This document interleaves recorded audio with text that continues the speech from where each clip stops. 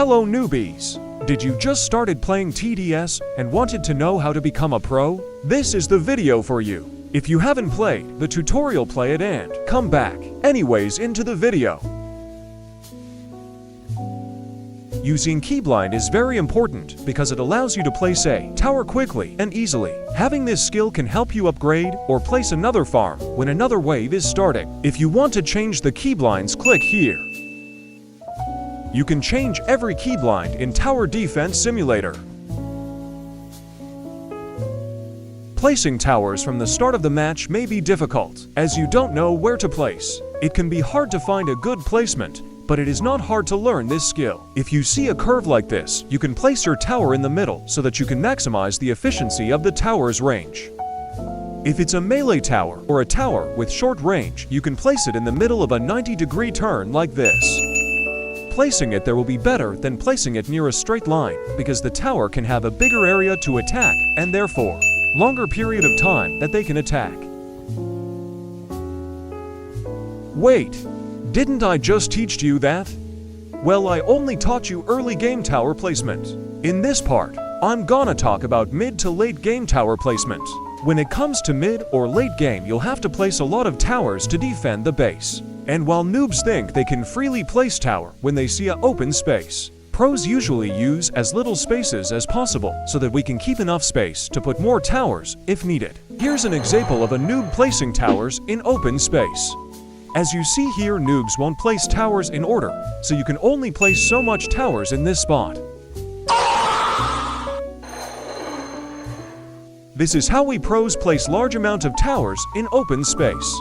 You can see that I can place 3 more towers than before, so you should put your towers in order so that you can place as much towers as possible. Buying towers are annoying if you've never used or tested those towers. As you can see here, there are a lot of towers that you could choose to buy from, totaling to 31 towers, with 4 towers being a level tower and 2 tower needing to beat a map before getting. So this is my recommendation. The first towers I'm gonna be talking about are the starter towers. If you are playing a match solo, you should buy Soldier since it can solo Molten by itself.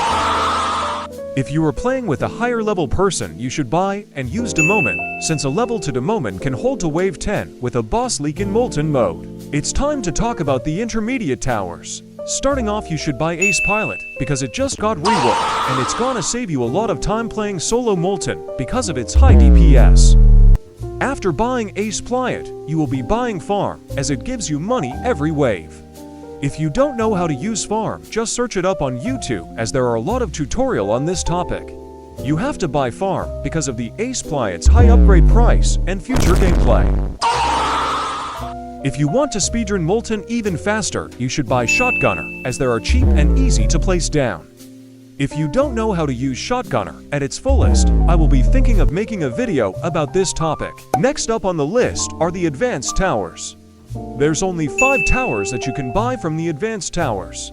Starting off, you should buy DJ Booth because it discounts 10% of your towers at level 3 and 20% at level 5. This will be useful because of how much you need to upgrade Ace Prime and other high-end towers. DJ also gives range buff. The next tower you need to buy is the Mini Gunner. This tower is very useful for late game because of its high damage and fire rate, and especially the golden version where the Mini Gunner can solo the Fallen King with Commander and DJ. The next tower I suggest you to buy is actually an intermediate tower. It is the Medic. Medic is very useful because of its ability in which it can remove stun from towers in its range. Alright, it's time for the Hardcore towers. Hardcore towers costs gets to buy, as Hardcore mode gives gifts instead of coins. Hardcore is actually very special because it needs a specific level to play. You need at least level 50 to even play this game mode and buy those Hardcore towers. Now that you have grinded to level 50, here's my suggestion. The first HC tower you should grind for is Accelerator because it's high DPS. The high DPS allows you to solo Fallen mode and Pizza Party with somewhat ease. The next tower you should buy is not a Hardcore tower. It is the Commander. The Commander is the only tower that can buff fire rate.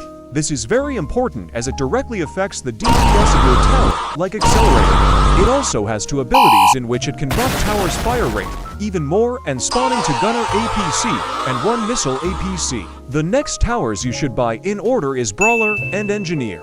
Brawler is way cheaper to buy and better for early defense anyways. So this is all my recommendation from starter to hardcore. As you can see, I forgot to mention Ranger, but you actually need Ranger to deal with lead balloons if you don't have Engineer to win hardcore, so yeah, sorry about that. When a noob plays a match, they will usually be like this. Bruh.